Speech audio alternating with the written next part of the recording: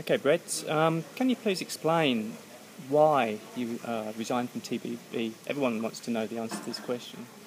Yeah, well, it's a bit of a shock to a few people, not the most myself, but over the last couple of months, the happenings have been happening in triathlon, and I've been commentating on them, and I've just been giving honest opinions.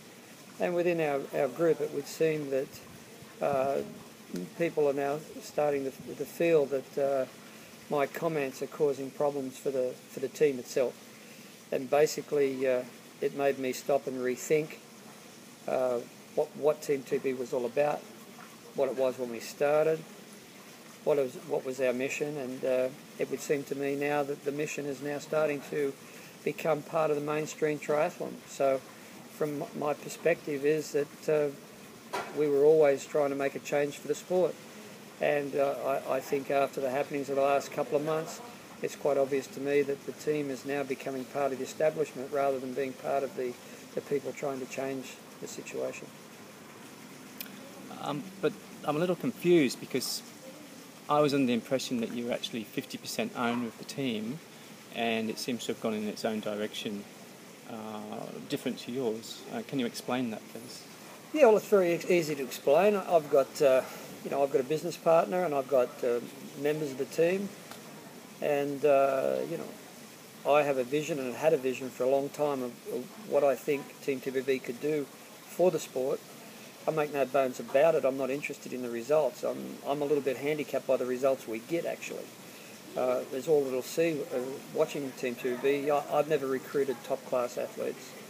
I think the only one that came in our team that wasn't in need of desperate help was Jodie Swallow, was a world champion. However, Jodie, in that situation, and I think she even made it public, she was at a down time in her life. So what we've tried to do always is to help the underdog. And I sit here and see the team doing well, and then see that the underdogs then turn into the problem themselves. I've watched triathlon for 20 years now, and the same thing happens every time you get in a situation where the sport needs some support, needs to be changed. People back down, that they take what they call the soft option, and we're going to softly change the sport. And I've been watching all different generations of people. It's not the new ones. I know I've seen publicly Jordan Rapps come out and say, well, I'm trying to take the soft option. Well, I've watched people take the soft option now since 1991. And the soft option always leads to a more stranglehold of the sport by not the custodians, but the shareholders. And I find that the present moment that I was moving and have been moving for the last 2 years, teamTBB into a situation where they could make a difference and could stand up and could say we can do the sport a bit differently. And not just for the pro athletes. That's where it all gets lost in the wash. Robbie, I started with an age group team. You're around me. I'm always helping the age groupers. I helped 3 people this morning. I don't even know their names. They'd just come to Cozumel for a holiday. And I couldn't help myself. I had to tell them what to do. I didn't run down with a checkbook and a receipt book and say, give me $150. You're talking to the best triathlon coach in the world. That's just not who I am. And I find, am I going to sit there and have a fight with my partners or the athletes? Everybody's saying, well, they don't know what the plan was. Everybody knew what the plan was. With the athletes, I turned around and said to them, well, next year you're going to have to sing for your supper.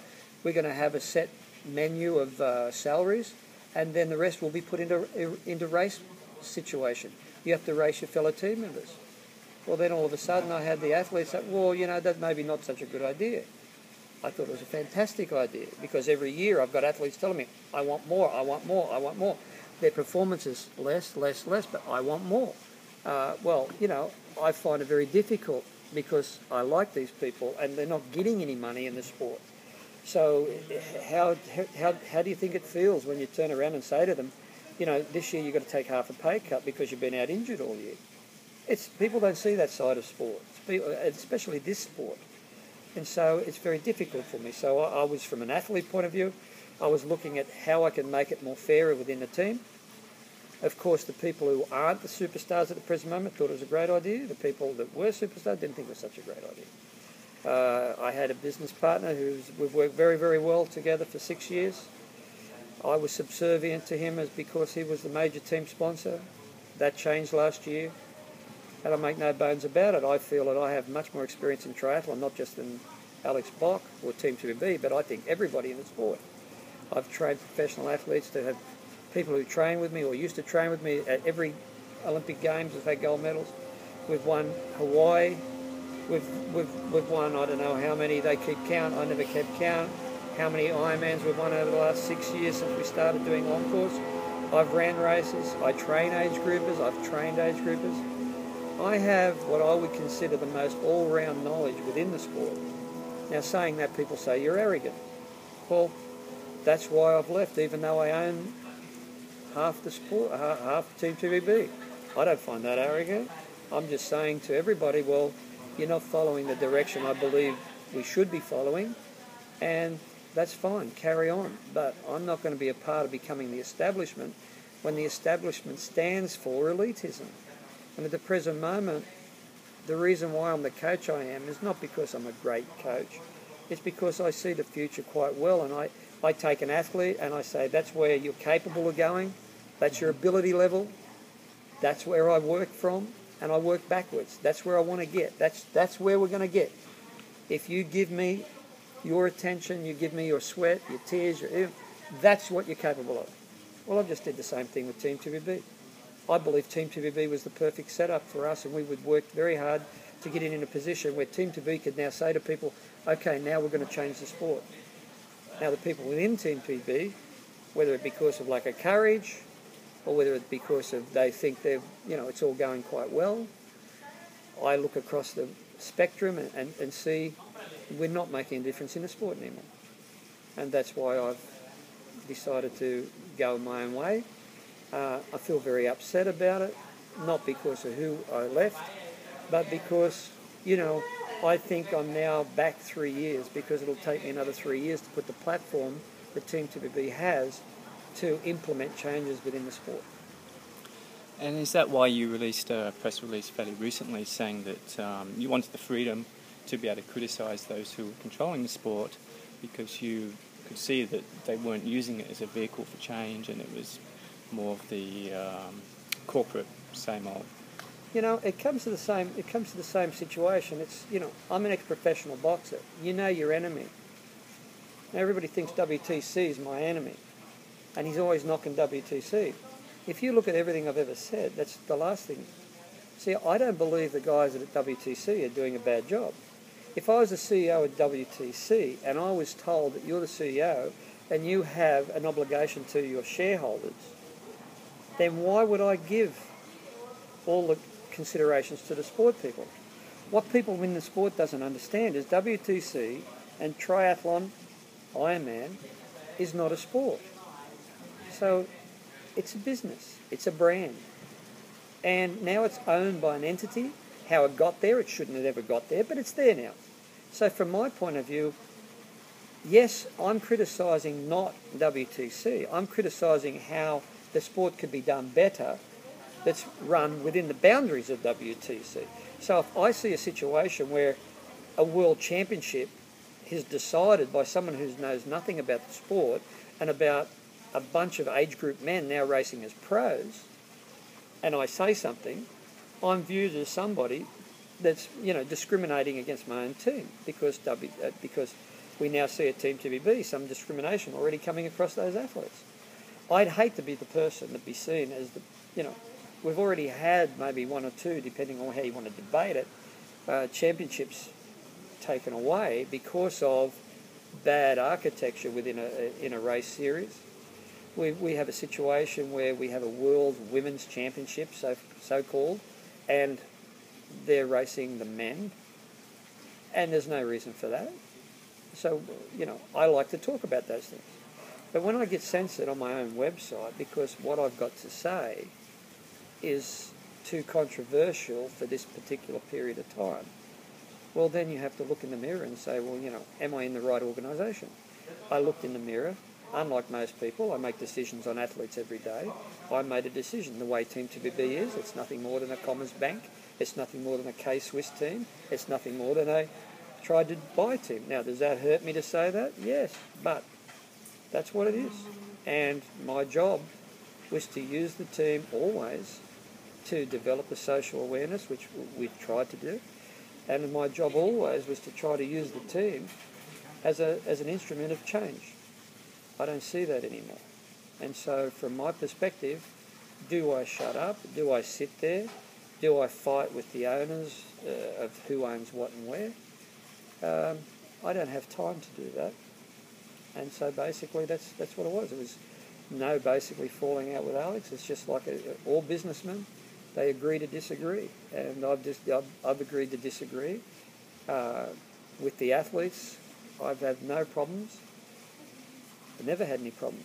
But I do have a problem with athletes who are struggling and are getting money when they shouldn't have to make it work. And then when they get to the stage where they're not struggling, and let's face it, that's only in their own mind. They're all struggling. They're all struggling. Anybody that says, I'm the world champion at triathlon, the hardest trained sport in the world, and I get $250,000 a year, it's embarrassing. So, of course, I realise that. Now, the difference is, unlike most people, I'm not sitting on my ass thinking the next big sponsor is going to come along to WTC, and WTC is going to take that $5 million sponsor and put it into prize money. Because it would be absolutely negligent of the CEO to do that. But am I the only one in the sport that understands that? So I'm the bad guy that's attacking them?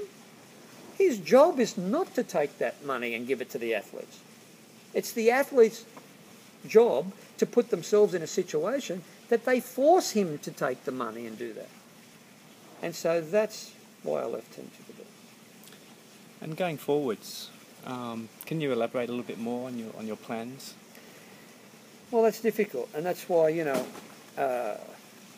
because the plan was to have teamTBB as the launch pad. Mm-hmm. And so basically we were building to have a 10-team world situation, and all independent, and then basically have athletes within that team, and then to reach out with people within age group triathlon. And one of the things that I wanted to change this year that was debated and was turned down is I wanted to open the team up to age groupers. I wanted to have the same situation as what I'm talking about races. I wanted the age groupers to have the same stakeholders in teamTBB team-wise as what the pros do. And so that was going to be done through a fan club base and then possibly have age groupers within each particular team. Now, I would still like to do that. And so what I'm going to do, what we're going to try to do over the next couple of months, is create an opportunity for people to show their allegiance and say they do want change.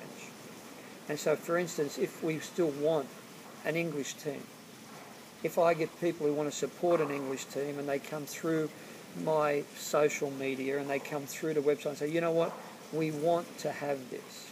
We want to have change. We want the team in England or wherever, or America. Okay? What we need to do is we need to band together. And that's what's necessary at the present moment. What I'd like to do is at the present moment we're working with Mexico, that's where I am now. We have an absolute flourishing social project going. I'm very proud of that. Okay, I will continue for that to happen. And so basically I've got a second option. The first option is that we work together with the age groupers who really want change. That's why I've put up, I've never even done the math, you know me, $100. Why that? Because it's a nominal amount of money. That's 3 long rides worth of power bar and all that rubbish that they eat on a long ride. So I thought, well, you know, if people can ride a $15,000 bike, they can spend $20,000 a year on stuff, $4,000 on race entries, surely they can put $100 to say change. And they're asking, Sutto, what's your plan? And Sutto doesn't have a plan. He never has a plan. He has a vision. That's why we've got 35 World Championship wins, because we had a vision. You can't get to your vision if you've got a rock-hard plan, because sometimes you're going to hit the rocks. But if you can't change direction because you're going to hit the rocks, because the plan becomes the worst enemy. So my vision is to get 3,000 to 5,000 people over the next 6 months with like-minded and say, you know what, Sutto, there's $100. Okay? Don't tell me how you're going to do it. Do something. Set it up. Show us where it's going to go. That's what I want to do. Meanwhile, what I'll try to do is in Mexico, of all places, but it's true. It's the place that's more serious than anywhere else. I want to show the model. And I'll say, this was the Sutton model. This is what he wanted to do. And look, here it is. We've done it. We've got it right. We've spent 12 months on it, and here's what happens in Mexico. Does your country want this? Would you support this as an age group? You have a pro team. You have an age group team. You have your own race. And the own race gives money back to the age groupers. They give money to the pros. The promoter or the club cannot take any more money out of the bin than what's given to the age grouper and given to the pros. That's what I want to do. And so, at the present moment, we're getting together a little website. Hopefully we're going to, Alex has told us, and I think it's true, the interviews that we're given about what I think about the sport that we're going to be released before Kona, that weren't released, like our tweet now has been put up. So then, over a period of time, the next 2 weeks, we'll release these interviews. And then after that, I'm going to, hopefully, we'll have a website that if people want to pledge $100 to, and I'll say, okay, that's the vision. This is how we're going to go about it. Now, I need you to put your hand in your kick, take your money out, and say, for $100, I'm willing to back you to change the sport. And to do that, I can tell you where it's going to start with first, is it's going to go towards building a team in your area. It will not be the world's greatest team, but it will not have just pros, and it will just not have age groupers. Because this is what's wrong with the sport. Everybody does the same thing. The age groupers saying, what do I get? The pros are saying, what do I get? And all we're getting is nothing and going nowhere. But we're going to take the soft options. Well, I don't want to take the soft options. The option is we need to get hardcore people who say to me, Brett, I'm with you. Let's get it going. Let's put these teams back into place. Let's right the ship, get it up and going, and then show us how we can make a difference. And then in the end, if I can get one race, or one big race promoter, one big race promoter's there, like what happened to Penticton, and now they're going, oh my God, that challenge race was terrible.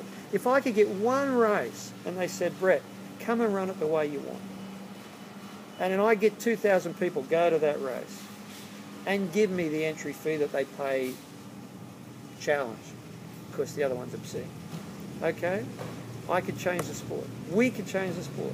Those 2,000 people in one day could go, oh my God, that's what the sport could do?